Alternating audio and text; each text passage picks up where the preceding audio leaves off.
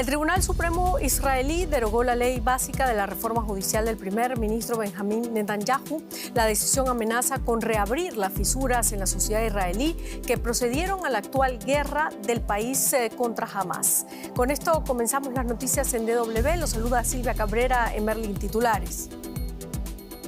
El Tribunal Supremo israelí votó por un estrecho margen a favor de anular una ley aprobada en julio que impide a los jueces revocar decisiones del gobierno. El fallo es un golpe al plan de reforma del gobierno que, según detractores, socavaría la división de poderes. Japón sufrió este 1 de enero un terremoto de magnitud 7.6 que obligó a activar la alerta de tsunami. Las autoridades rebajaron el nivel de alarma después de ordenar la evacuación de más de 50.000 personas en distintas regiones del país. Al menos 6 personas murieron. En México, el Ejército Zapatista de Liberación Nacional celebra este 1 de enero 30 años de su levantamiento contra el gobierno mexicano del entonces presidente Carlos Salinas de Gortari. Simpatizantes se concentran en Chiapas, epicentro del levantamiento de 1994.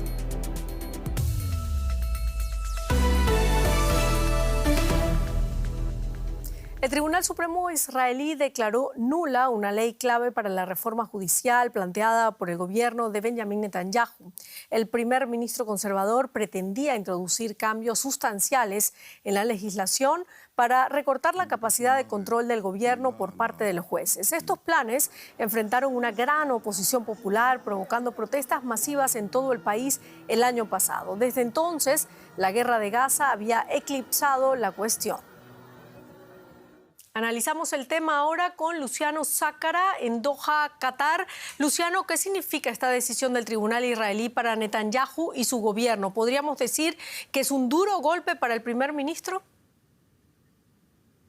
Es un duro golpe porque este plan de reforma judicial estaba presentado desde marzo del año pasado, del 2023, y había tenido muchos detractores incluso dentro de su propio gobierno y dentro de la oposición como Benny Gantz. Y esto marca que el Tribunal Supremo obviamente no acepta las injerencias del Poder Ejecutivo sobre la capacidad que tiene el Tribunal Constitucional para legislar y para controlar el Poder Ejecutivo.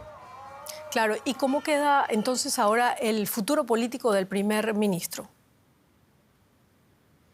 Bueno, el futuro político de Netanyahu ya está bastante complicado desde el punto de vista de lo que está sucediendo ahora con la guerra actual en Gaza, y ya estaba complicado anteriormente. Algunos atribuían este intento de modificar el Poder Judicial o de limitar el Poder Judicial para evitar futuros juicios por corrupción y por otro tipo de causas en contra de él cuando terminara su mandato. Esto agrega más leña al fuego, digamos, y agrava aún más el futuro político de Netanyahu porque, como bien estamos viendo últimamente, la prolongación de la guerra hace que cada vez más detractores existan dentro de la sociedad israelí e incluso dentro de la coalición de gobierno.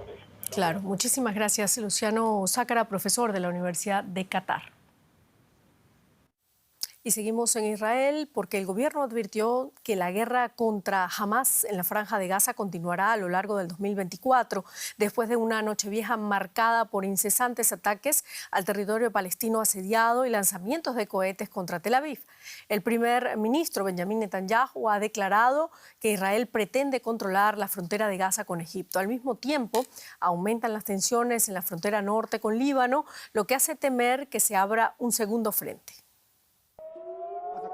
Sirenas en la frontera norte de Israel advierten sobre un nuevo ataque con cohetes a la ciudad israelí de Kiryat Shemona desde el vecino Líbano, a solo 2 kilómetros.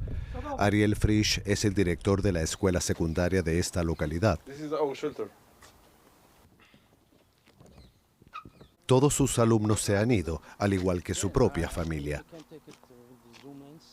La alarma te da 10 segundos en el mejor de los casos. La mayoría de las veces se produce primero la explosión y después llega la alarma.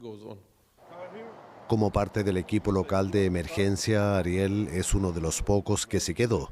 Casi el 90% de la ciudad fue evacuada tras el ataque terrorista de Hamas del 7 de octubre. Según Ariel, el riesgo de que Hezbolá lance un ataque similar es muy real. Nos preocupa mucho que lo que ocurrió el 7 de octubre en el sur ocurra también aquí en el norte. Una unidad especial de Hezbollah juró hacer aquí cosas muy trágicas, así que debemos golpearles primero. La tensión es habitual desde hace tiempo en esta región fronteriza, pero a medida que la guerra en Gaza se prolonga, los ataques de Hezbollah son cada vez más frecuentes. Debes entender que antes de la guerra nos divertía verlos. Ver a otro civil armado al otro lado de la frontera era algo especial, algo inusual. Ahora nos asusta verlos, porque ya no son una mera amenaza, sino que realmente quieren destruirnos. Para Ariel y los pocos que quedan aquí, esa amenaza parece cada día más real. Japón se prepara para más réplicas después de que una serie de fuertes terremotos activaran la alerta de tsunami de máximo nivel. Sin embargo, las autoridades rebajaron el nivel de alarma después de ordenar la evacuación de más de 50.000 personas en distintas regiones del país. Al menos 6 personas murieron como consecuencia del sismo. Decenas de terremotos sacudieron la costa occidental de Japón, afectando a la prefectura de Ishikawa. El más fuerte tuvo una magnitud de 7.6. Más de 30.000 hogares se quedaron sin electricidad. El gobierno dice que las centrales nucleares no se vieron afectadas y ha llamado al ejército a colaborar en las operaciones de rescate. Los clientes de estos grandes almacenes en Ishikawa entran en pánico e intentan refugiarse cuando se producen los temblores. Cientos de personas fueron evacuadas de una estación de metro cuando el techo comenzó a temblar.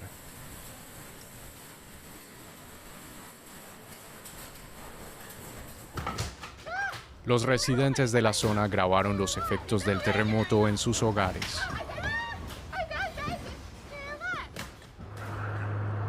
Y algunos barrios fueron escenario de incendios.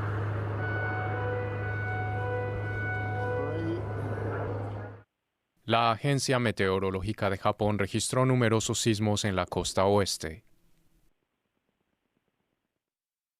Uno de ellos de una magnitud de 7.6. Esto hizo que las autoridades temieran lo peor. Se trata de la mayor alerta de tsunami desde el terremoto ocurrido en el Océano Pacífico el 11 de marzo de 2011.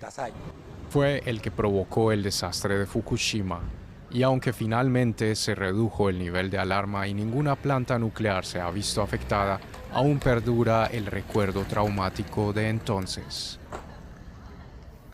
En México, los zapatistas celebran este lunes los 30 años del levantamiento indígena contra el gobierno mexicano del entonces presidente Carlos Salinas de Gortari. Simpatizantes del Ejército Zapatista de Liberación Nacional, movimiento que buscó el reconocimiento de los derechos civiles de los indígenas, se concentran en Chiapas, epicentro del levantamiento de 1994.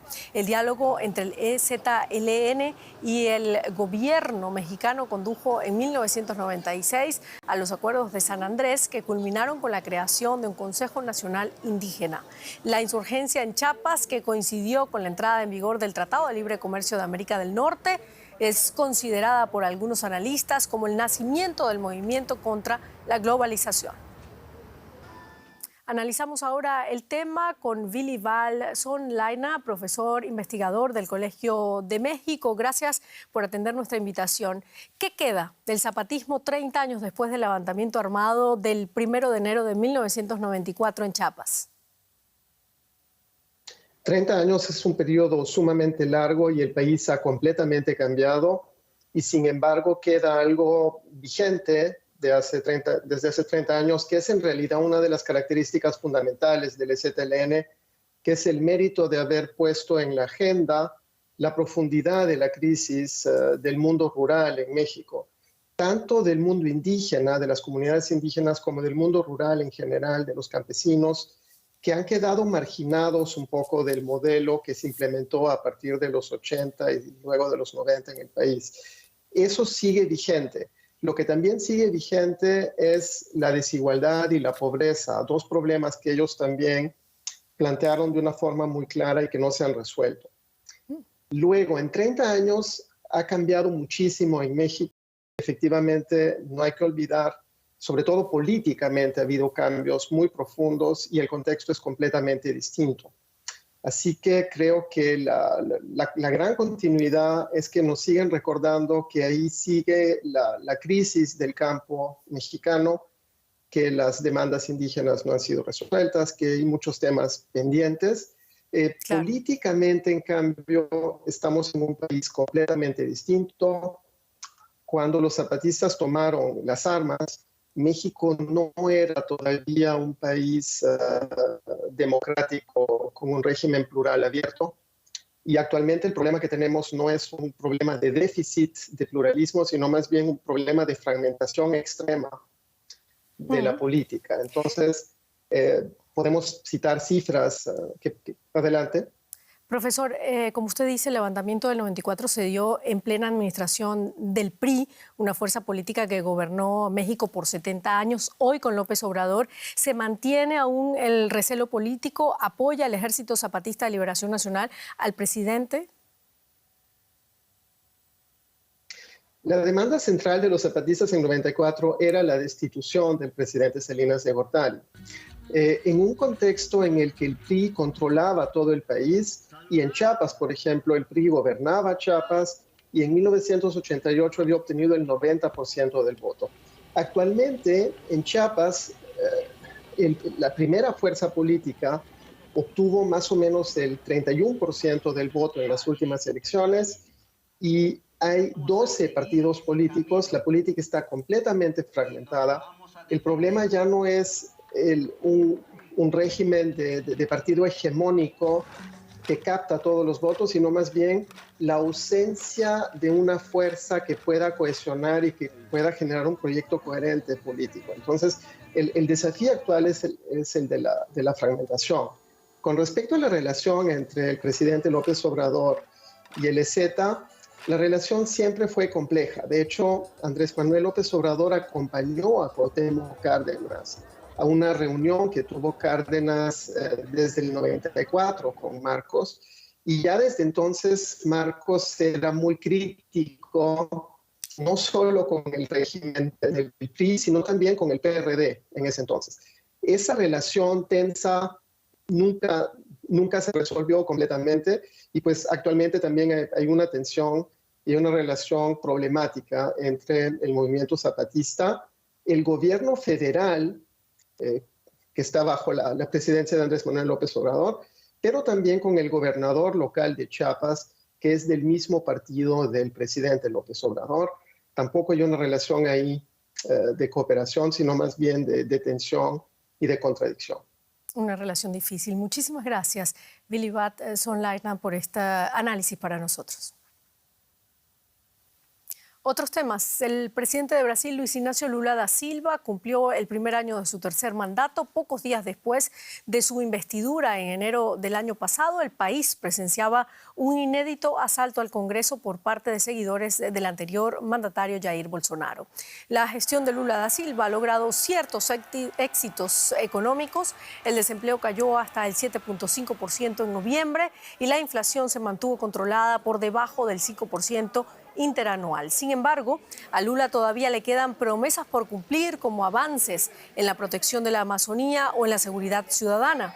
Para el 2024, el presidente izquierdista enfrenta un desafío político aún mayor: las elecciones municipales de octubre, en las que se espera un nuevo choque político del movimiento progresista con la extrema derecha del exmandatario Jair Bolsonaro.